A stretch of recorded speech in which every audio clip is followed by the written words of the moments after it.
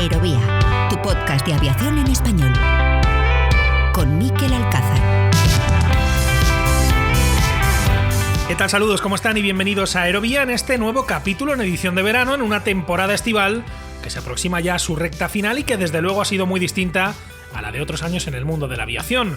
Al margen de la campaña de incendios, prácticamente todo ha seguido girando alrededor de la crisis del coronavirus, con el sector tratando de remontar todo el terreno perdido en invierno y primavera. Y aunque la mejora a partir de junio ha sido constante, la recuperación está siendo muy lenta y por eso las empresas siguen trabajando en trasladar confianza a los consumidores, con vídeos como este publicado esta semana pasada por Iberia en sus redes sociales. Hola de nuevo, te hemos echado de menos.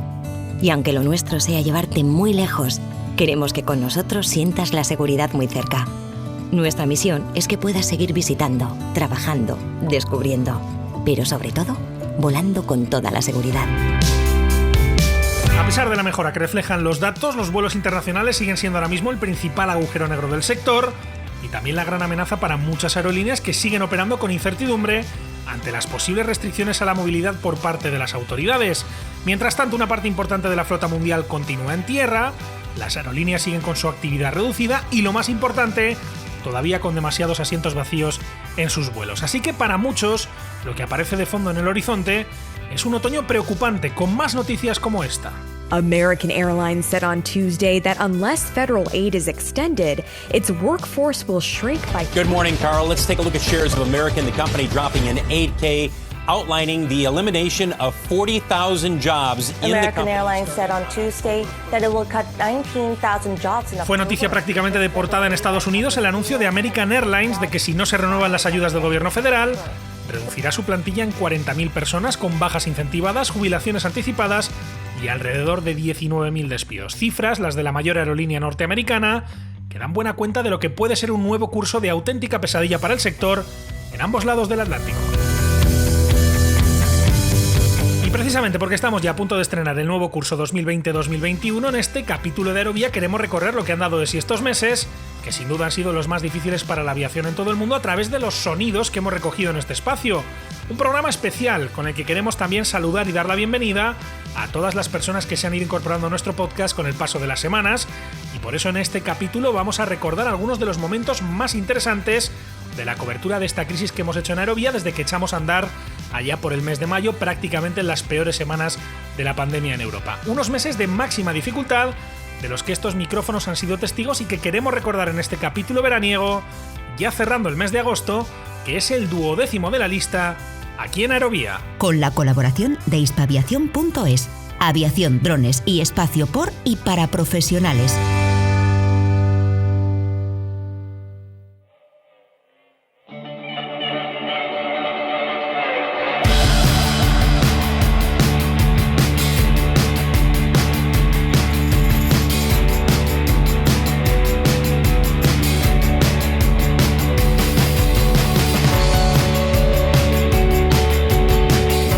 Semanas de preparativos, de múltiples conversaciones, de poner los cimientos y luego la casa en orden, Aerovía se puso en marcha ya por el mes de mayo con la intención básica de ofrecer un espacio de información y análisis para los profesionales y aficionados de la aviación, conscientes del difícil momento que atravesaba el sector en aquel momento y sobre todo conscientes de que los meses por delante están siendo de máxima complejidad. Así que nos propusimos ser un altavoz para los profesionales, estar cerca de las empresas, las instituciones y los trabajadores del sector. Y con ese espíritu arrancamos en mayo, en un primer capítulo que sirvió para la puesta de largo de Aerovía y también de La Frecuencia, la sección en la que pilotos y controladores aéreos comparten sus puntos de vista, un espacio que estrenamos aquel día con el presidente de APROCTA, la Asociación Profesional de Controladores de Tránsito Aéreo, Carlos Cabero, y con el vicedecano del COPAC, el Colegio de Pilotos, Carlos San José. Efectivamente, es una situación sin precedentes que estamos viviendo nosotros los controladores y yo creo que todo el sector con enorme preocupación, porque la paralización del transporte aéreo, pues bueno, esto no había ocurrido nunca. Ahora mismo todos los actores con los que nos hemos ido reuniendo, pues desde compañías aéreas hasta pilotos, hasta por supuesto la navegación aérea en la que participamos, pues estamos muy preocupados, pero luego a medio plazo pues estamos como bien decías, con una situación de incertidumbre. Pensamos que es un desafío, es una oportunidad para mejorar en cuestiones pendientes que teníamos, pendientes sobre capacidad, pendientes sobre cuestiones de capacidad, sobre cuestiones de medio ambiente, cuestiones de formación, cuestiones de digitalización de la plantilla. Y al final, pues con expectativas de salir, si somos capaces, reforzados de esta situación. Bueno, desde el punto de vista del Colegio de Pilotos, creemos que es muy importante no llevar el problema dentro de la cabina del avión. Es una política de seguridad en la aviación universal y muy antigua, tratar de parar el problema antes. Pues yo creo que lo que conviene es ir tomando medidas previas al vuelo para tomar todas las precauciones antes de que se inicie el vuelo. En este sentido, pues por poner un ejemplo, pero sin ser exhaustivos, simplemente un botón de muestra, si en una cabina se hace un test antes de volar y los dos dan negativo, pues se estará mucho más seguro que si no se hace. Pero creemos que más que hacer un énfasis en lo que se puede hacer dentro del avión, lo que hay que hacer es poner barreras y medidas mitigadoras antes de acceder al avión y que el avión se convierta en un entorno seguro. Hablábamos, como han escuchado en aquel momento, sobre los desafíos que esta situación presentaba para pilotos y controladores, y también para analizar el impacto de la crisis y la tensión añadida para todos los profesionales. Contamos con la opinión de la presidenta de la Asociación Española de Psicología de la Aviación, Adela González. Tenemos que partir de la base que desde el punto de vista económico laboral los desafíos van a ser enormes en todos los campos, ¿vale? No iba a ser distinto en el de la aviación, ¿no? O sea, tanto fabricantes, aerolíneas. Tenemos que tener en cuenta que la disminución de la demanda con el inherente bajón de la actividad, con ella va a ir el riesgo de la pérdida del puesto de trabajo y esto crea una incertidumbre, ¿no? En consecuencia, desde el punto de vista de los factores humanos, globalmente la aeronáutica estará sometida a los mismos vaivenes que los profesionales de cualquier sector productivo. Pero si lo miramos como desafíos personales, no debemos olvidar que los profesionales de la aviación son un personal altamente cualificado y acostumbrados a vérselas con situaciones complicadas e inesperadas. Una de las numerosas imágenes históricas que nos ha dejado la crisis del coronavirus en el sector de la aviación ha sido la de los miles de aviones que se quedaron en tierra en medio de una paralización casi absoluta de la actividad aérea. Fueron semanas en las que aeropuertos como el de Teruel, especializado en el estacionamiento y reciclado de aviones, registraron una actividad récord. Sobre todo esto hablamos en el segundo capítulo de Aerovía, en el que charlamos con Alejandro Ibrahim, director del aeropuerto de Teruel, y con Pedro Sáez, director de la planta de Tarmac Aerosafe, en la plataforma turolense. Sí, bueno, lo que dicen es que de Teruel no es cualquiera, y efectivamente de Teruel sale un aeropuerto de un alcance industrial aeronáutico mundial que está teniendo una participación muy activa actualmente debido a la situación del transporte aéreo internacional. Y bueno, pues es un trabajo, como sabéis, desde hace 8 años que está dando sus frutos en estos momentos. Nosotros esperamos que aumente la demanda y estamos para recibir más aviones, y luego la evolución es incierta porque no se sabe cómo va a continuar evolucionando esta pandemia, qué medidas van a tomar los gobiernos, qué medidas se van a aplicar a los vuelos comerciales y si las líneas aéreas van a ser capaces de alcanzar el umbral de rentabilidad con esas medidas, cuál va a ser la variación de los precios de los billetes, si se obligan a tener unos determinados espacios vacíos, va a ser la demanda capaz de absorber esa subida de los precios. Ahora mismo es una incógnita muy grande.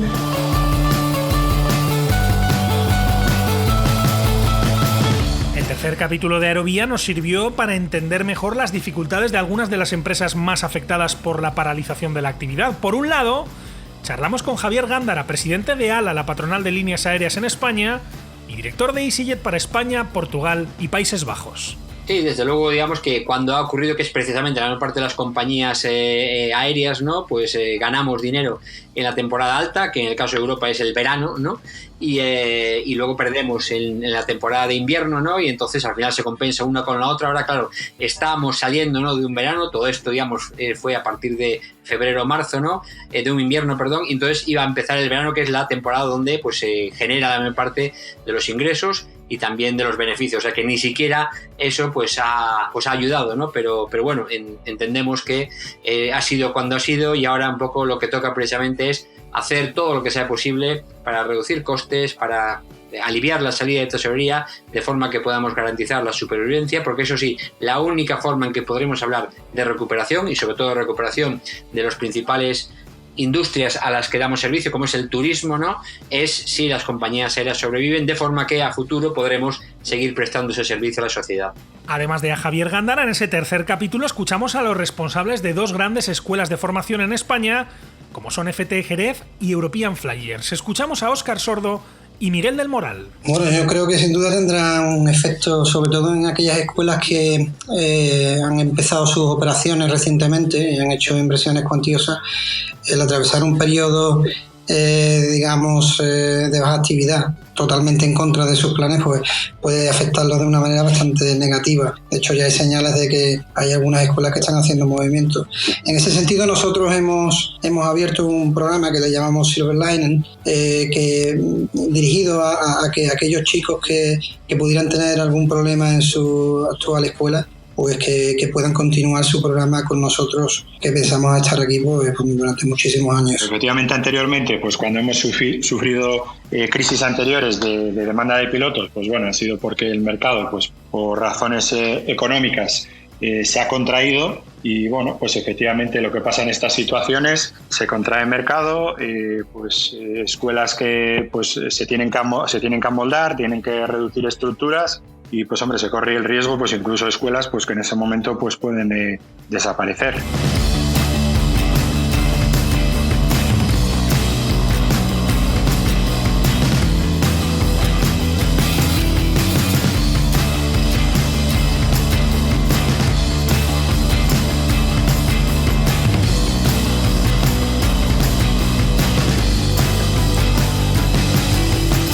El coronavirus y su impacto en la aviación también fue el elemento central del cuarto capítulo de Aerovía, aunque en esta ocasión poniendo el foco en la aviación general y deportiva, en cuya radiografía participaron, entre otros, Carlos Jiménez, representante del Real Aeroclub de España, y los pilotos acrobáticos y deportistas de alto nivel, Cástor Fantova y Juan Velarde. La verdad que el sector de la aviación general y deportiva, en el sentido de su definición, abarca absolutamente todo lo que vuela, excepto la aviación militar y la aviación de transporte, tanto de pasajeros como de carga. Todo lo demás es aviación general y deportiva en sus diferentes disciplinas. Y la situación que vivimos, pues a día de hoy, no tiene nada que ver con la situación puntual que vive España y el mundo por razón del coronavirus, sino que viene motivado por una dejadez absoluta de las instituciones y las administraciones que nos gobiernan desde hace décadas.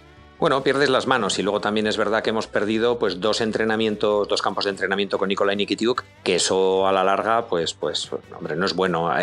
Aquí desde mi punto de vista, hay que evitar los picos y los valles, o sea, no estar de repente muy bien y luego olvidarte y caer en la dejadez, ¿no? Y empezar a perder cualidades. Hay que mantenerse siempre a tope. Eso quiere decir que con una pequeña pendiente incluso de mejora, y con el tiempo lo que consigues pues es llegar a unos niveles muy altos. Este corte del COVID, pues bueno, pues lo mismo que yo creo que nos ha pasado a todos, ¿no?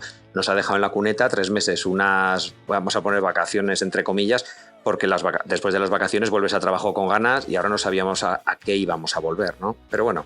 Sí, bueno, los planes nos ha afectado muchísimo, por supuesto. El calendario del año se nos ha puesto patas arriba completamente. El 90% de las exhibiciones aéreas que tenía programadas se han cancelado, algunas se han pospuesto en principio para septiembre, que espero que se lleguen a hacer, aunque todavía está todo en stand-by. Y a nivel deportivo, pues bueno, el Campeonato de España se ha pospuesto también para octubre, que eso sí que tengo mucha esperanza de que se haga. Una semana después, en el 5º capítulo, abordamos la crisis buscándole la cara B, hablando de la actividad aérea que había sido característica en las peores semanas de la pandemia.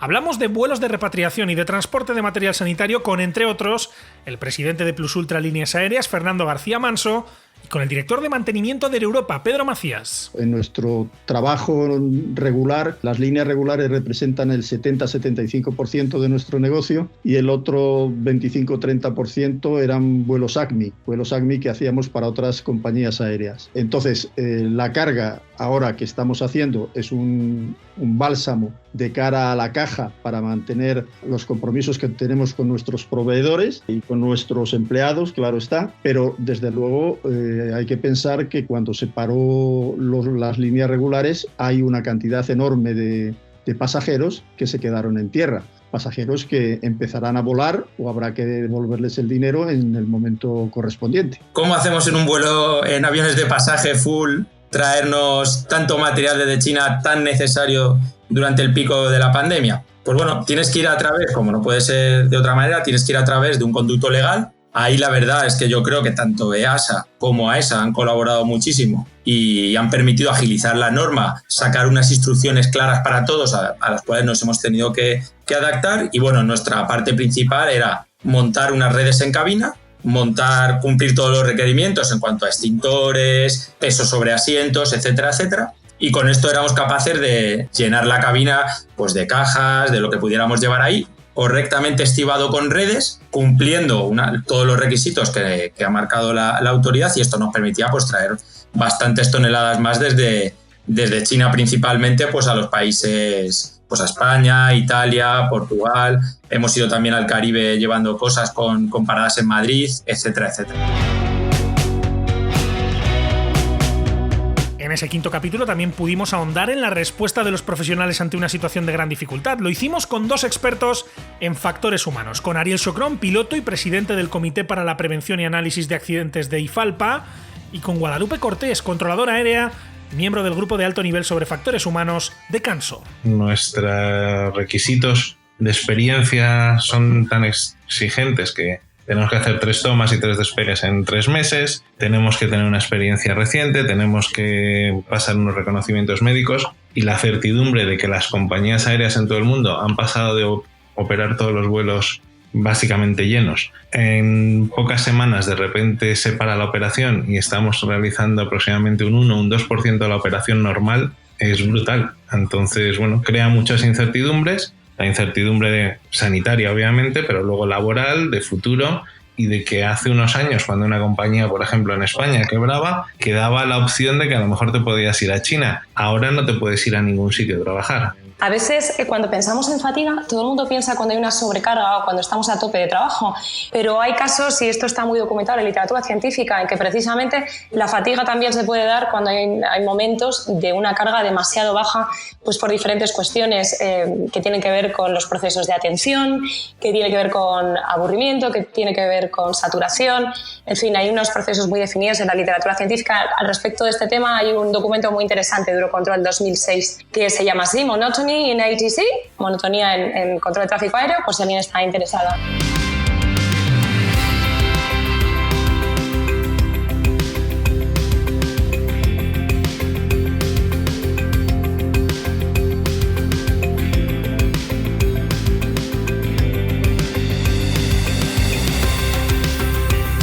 Uno de los colectivos profesionales más afectados por la situación ha sido y es sin duda el de los tripulantes de cabina de pasajeros, los TCPs, que fueron protagonistas del 6º capítulo de Aerovía de la mano de Antonio Escobar, responsable de Relaciones Externas del Sindicato Independiente de TCPs, y Teresa Serrano, presidenta de la Asociación Española de TCPs. Sí, en una mano uno tiene la esperanza de que la cosa mejore y la mejor disponibilidad para ayudar a que la compañía que te da de comer y en la que trabajas pues salga adelante de la mejor manera posible, y por otro lado estás intuyendo una pedrada, ¿no? Que te pueda venir una pedrada por aquí y por allá, en forma de que, pues como en la mayoría de las compañías aéreas que operan en España, en forma de sospecha de que haya solicitud de modificación sustancial de las condiciones de trabajo, o que con posterioridad a lo que manda a los ERTEs por fuerza mayor haya o bien un ERTE por causas organizativas, técnicas de producción o económicas, o bien un ERE extintivo de empleo o o un ERE con medidas de largo tiempo de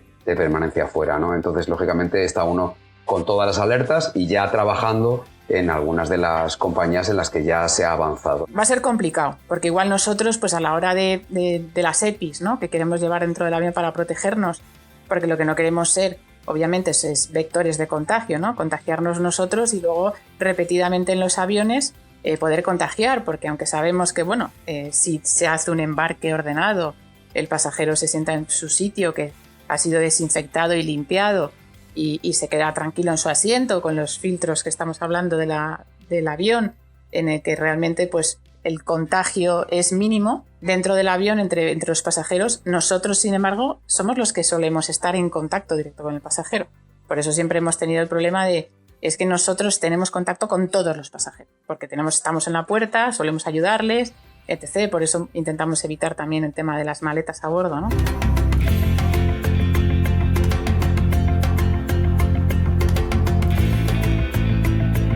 En ese mismo capítulo, el sexto, charlamos sobre el impacto del coronavirus en la aviación ejecutiva. Lo hicimos con una empresa referente de este sector en España, en concreto con Gester. Su director general, Rafael Melero, pasó por Aerovía para ofrecernos su punto de vista. Bueno, el sector en Europa y en España en concreto, la verdad que no ha crecido. Toda la aviación se ha visto muy impactada por la crisis y evidentemente quizá la aviación ejecutiva, la aviación corporativa 135 en Estados Unidos, pues aquí en Europa la aviación comercial pues se ha visto bastante reducida, menos que la aviación de aerolínea quizá, pero sí que ha bajado pues en estos meses, pues quizá en marzo se hizo un 60% de lo que se hizo el año anterior y en los meses de abril el impacto ya ha sido tremendo, con bajadas muy importantes, ¿no?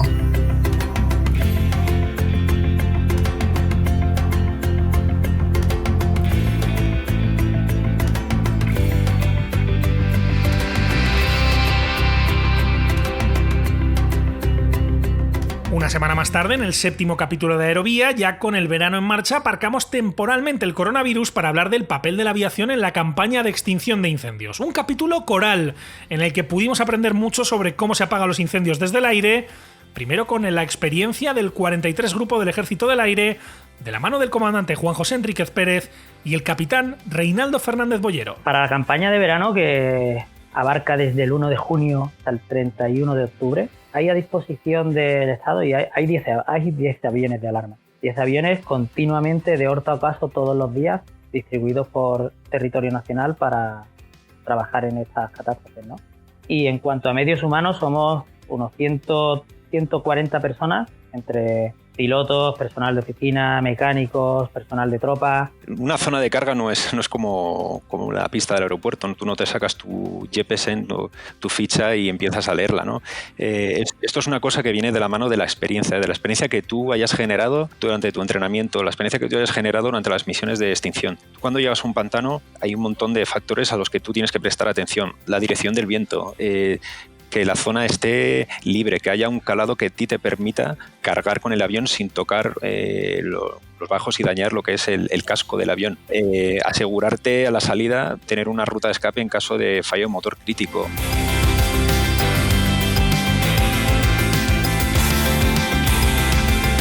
En ese séptimo capítulo quedó reflejado que en las tareas de extinción de incendios participan numerosos actores. Uno de ellos son las empresas privadas, a las que también consultamos. Julián Ríos es el responsable de Protección Civil e Incendios de Allianz y Roberta Bello trabaja en el Departamento de Operaciones de Elitrans Pyrenees. El coronavirus, ¿qué ha supuesto? Pues como bien apuntabas, que muchas labores preventivas que se hacen en invierno y parte de primavera no se han podido realizar, con lo cual lo que llamamos técnicamente la carga de combustible, es decir, la acumulación de toda esa materia junto con las lluvias que hemos tenido en el mes de abril, hacen que muchas zonas tengan esa gran masa predispuesta a arder. Lo que es en Galicia no tiene por qué tener nada que ver con lo que pasa en Valencia o lo que pasa en Cataluña. Entonces, cada comunidad ha llegado a una solución en base a su experiencia y y lo que ha ido viviendo de lo que es su dispositivo de extinción de incendios, ¿no? Aquí en el caso de Cataluña, por ejemplo, hay una respuesta muy rápida, muy potente, y en un momento se meten muchos medios aéreos pequeños, helicópteros, en un incendio para tratar de que este no crezca y dejarlo matado por si hay simultaneidad y tienen que ir a otro lado. Eso también implica, por ejemplo, que haya helicópteros que solo sean de coordinación, porque enseguida tienes unas cuantas máquinas ahí volando en un sitio relativamente pequeño y hay que coordinarlas para su seguridad.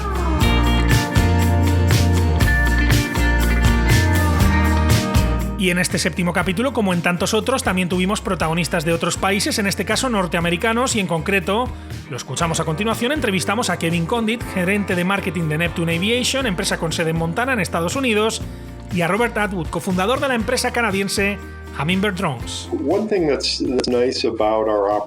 Algo bueno de nuestra operación es que las tripulaciones se componen solamente de 2 pilotos y de un equipo de 2 mecánicos que acompaña a cada avión. Debido a que hay muy pocas personas en el avión, los protocolos que seguimos para mantener el avión limpio y libre de gérmenes son muy simples. Así que, sorprendentemente, desde este punto de vista, no nos hemos visto muy afectados.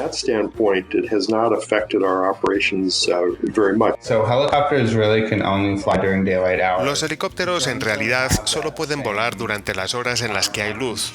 Los drones no tienen esa restricción. Lo que eso significa es que mientras el helicóptero opera desde las 5 o las 6 de la mañana, para ese mismo trabajo con los drones podemos empezar a operar a las 9 de la noche y tenemos mucho tiempo por delante. Por ejemplo, en actividades como el escaneo, tradicionalmente esto cuesta unos $20 por hectárea. Nosotros hemos conseguido reducir ese precio a $2,82 por hectárea. Y esto no es porque haya una gran disparidad entre el servicio de un helicóptero o el que ofrece un dron, sino que viene por el área que se consigue cubrir.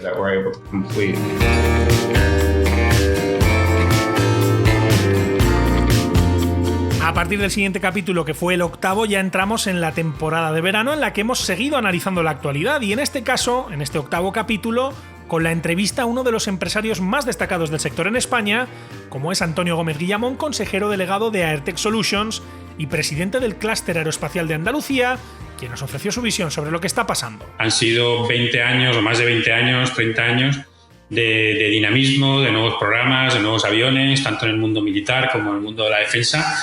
Con lo cual, con mayor o menor velocidad de crecimiento, pero siempre en un escenario favorable. Y esto no solo, bueno, salvo situaciones muy coyunturales, ¿no? Como pudo ser el tema del atentado a las Torres Gemelas. Pero esto ha sido realmente una situación de gran profundidad en cuanto a la crisis, que no sabíamos cuánto iba a perdurar en el tiempo, pero que ahora ya vamos sabiendo que va a ser larga y, por tanto, dolorosa y costosa a la industria, ya no en un corto plazo, sino en un medio y largo plazo. Y eso es algo muy nuevo para nuestra industria, que no estaba acostumbrado a vivir este tipo de crisis. Un capítulo, el 8º, en el que también analizamos los despidos anunciados por Airbus en toda Europa y especialmente en España, con Jorge Escribano, secretario del SIPA, el Sindicato Independiente de Profesionales Aeronáuticos. Pues bueno, la verdad es que el anuncio de plantilla anunciado esta semana nos sorprendió a nosotros también por el número global de trabajadores afectados. Y es cierto que, aunque llevamos unas semanas en una situación de empleo parcial pues en todos los centros en Europa, y que la recuperación del tráfico aéreo pues está siendo más lenta quizá de lo deseada, pues sí que se podía intuir ese tipo de ajuste, ¿no? Pero desde luego la cifra no nos esperábamos que fuera de esta manera. En el Ecuador de julio llegó un capítulo especial dedicado al mundo de la simulación, en el que quisimos abarcar desde la simulación más profesional hasta la más amateur y lúdica. Un recorrido en el que contamos con las intervenciones, entre otros, de representantes de Simlock, Virtual Fly, Pilot Edge, BatSim, Ibao, Sepla e Infinite Flight. Un capítulo de más de una hora, con sonidos como estos.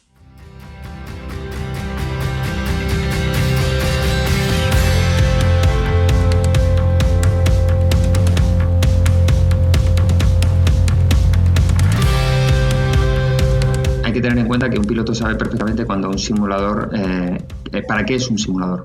Un simulador no puede representar fehacientemente o una fidelidad del 100%.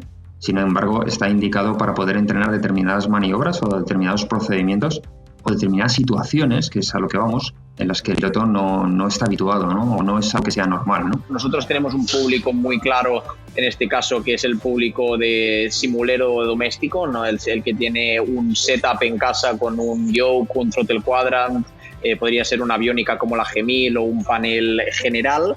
Y luego de ahí hasta la otra punta, que sería el profesional de escuela o de universidades, y entre esos dos públicos objetivos todo lo que hay entre medio. Nuestro usuario típico son estudiantes de piloto, y ese es el usuario al que nos dirigimos principalmente. Sin embargo, también tenemos muchos simples aficionados a la simulación aérea que utilizan nuestra red. Y también tenemos usuarios que son pilotos en activo, que ya tienen sus licencias de piloto privado o de vuelo instrumental, que usan nuestra red para mantener su aptitud. Y esa palabra, aptitud, es muy importante, porque mientras la FAA y las regulaciones piden a los pilotos mantener un mínimo de actividad para estar al día, eso nunca se debe confundir con aptitud, porque si bien 3 tomas y despegues pueden hacer que un piloto esté al día y tenga capacidad legal para volar, no quiere decir que sea seguro que vuele. Los números han venido creciendo de forma constante con el paso de los años, pero es cierto que en marzo vimos un crecimiento gigante en el número de registros. Normalmente vemos entre 500 y 600 registros diarios, y durante los últimos meses hemos tenido entre 1000 y 1500 cada día. En cuanto a la gente que se conecta a la red, un día promedio en Batching tendríamos entre 300 y 700 personas en cualquier momento del día. Y sin embargo, en estos últimos meses hemos tenido más de 1000 conexiones simultáneas casi a cualquier hora que se mirase, sobre todo en las primeras horas de la noche en Estados Unidos. Pero sí, sin duda han sido días de mucha actividad. Ese es uno de los puntos más complejos a la hora de administrar una red de simulación. Nosotros en IBAO, pues básicamente somos conscientes de que tenemos diferentes personalidades dentro de nuestros usuarios. Tenemos desde los típicos usuarios que vienen a IBAO a aprender y se toman esto de la simulación muy en serio, como un futuro a medio y largo plazo en su vida, con lo cual tienen un interés serio sobre lo mismo. Y también te encuentras, pues obviamente, y bienvenidos, pues otro tipo de gente que tienen un perfil más jugador, en el que pues lo toman como una mera diversión y bueno, pues también hay que tratar con ambos perfiles de una manera un poco compensada. Lo bonito que tiene es que se ha hecho ya sin parar el aeropuerto, es decir, totalmente integrados con el resto de la aviación en la misma frecuencia y con la torre de control, en este caso, de A Coruña, ¿no? Entonces, esto ya está funcionando. Por lo tanto, no es que vayamos en lo virtual por delante. Vamos por delante en que algunos o la mayoría de los pilotos profesionales puedan practicar esto, porque si no, no se van a atrever nunca a hacerlo y a dar ese paso, básicamente. Nuestros usuarios varía de todo, varía de pilotos comerciales que lo usan cuando estén de noche en otro destino. Tenemos a jóvenes que quieren usarlo como una opción barata para poder aprender la básica de la aviación, y gente trabajando de noche, de todo. Es lo bueno de estar en una plataforma móvil, es que podemos hacer la aviación que sea accesible a todos.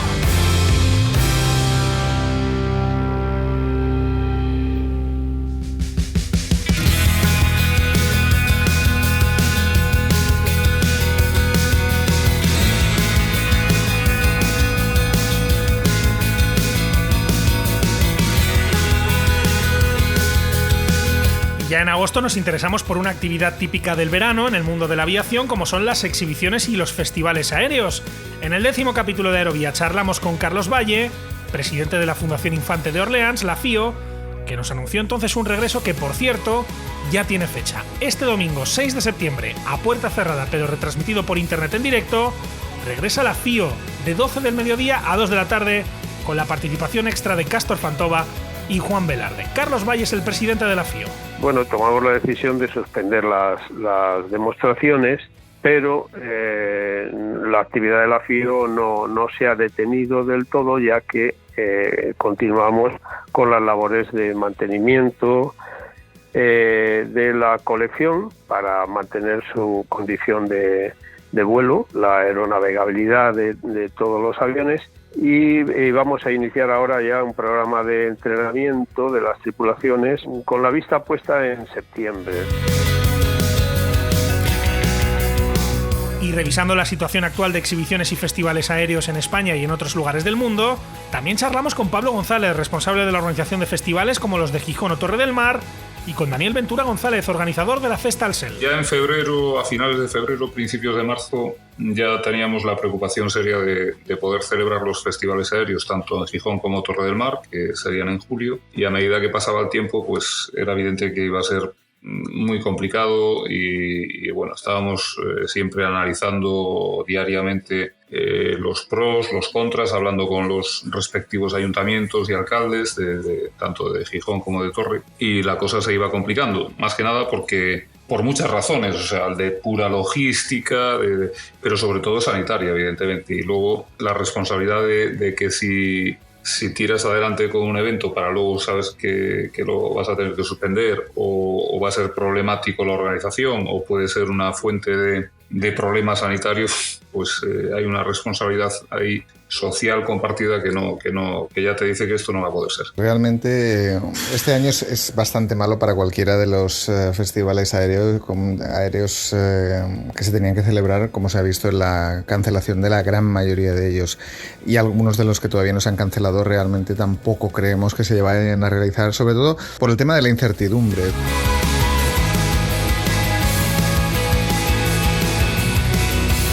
Y así llegamos al 11º capítulo en el que charlamos con Alex Álvarez, gerente de Flyby, una escuela a la que 2020 ha traído cambios de gran magnitud. Nosotros somos optimistas por naturaleza y nosotros creemos que así como en crisis anteriores el sector de la aviación se ha repuesto de forma vigorosa y rápidamente a crisis económicas como la última que tuvimos en 2008 o como los atentados terroristas de Nueva York, pues nosotros creemos que el mercado el sector aeronáutico va a rebotar con fuerza y pronto. Ahora no sé hasta qué niveles, si llegarán a los niveles anteriores ni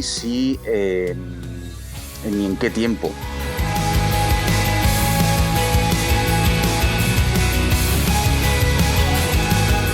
Y además de eso, la bocanada de aire fresco llegó con una edición especial de La Frecuencia en la que charlamos con 4 jóvenes, con Celia Duarte y Alain Lejarraga, futuros controladores aéreos, y con Laia Castells y Ricardo Carrano, futuros pilotos de líneas aéreas. La verdad es que cada día voy descubriendo un poquillo más, porque tampoco tenía lo que viene siendo una idea muy clara de lo que era el control aéreo, que no es como pues médico o algo así, que desde pequeños sabemos que existen estas profesiones, y me ha llamado mucho la atención. Yo creía que iba a ser más, o sea, tiene todos los procedimientos establecidos, pero sí que es verdad que nada es igual.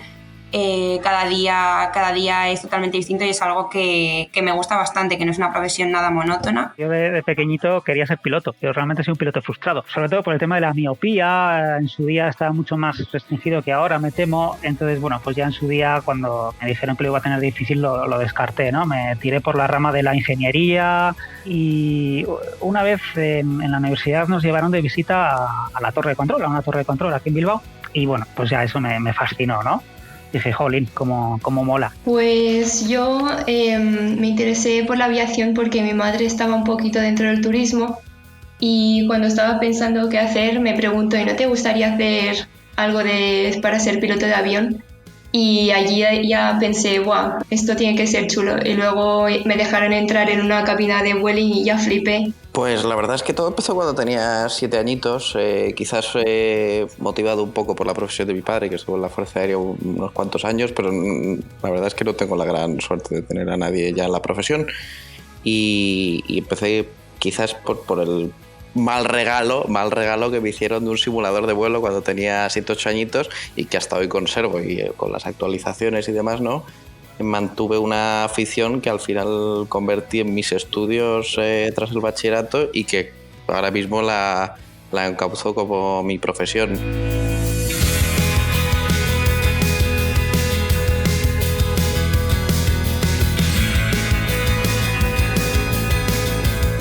Y Y así, con esta nota positiva, con los jóvenes que mantienen intacta su ilusión a pesar de todo, finalizamos este paseo, este recorrido sonoro a los meses más complicados para la aviación, con el que echamos el candado, por cierto, a esta temporada estival en Aerovía. Dentro de 2 semanas, el 14 de septiembre, volvemos con nuevos protagonistas para analizar la actualidad del sector aéreo en el inicio de un nuevo curso.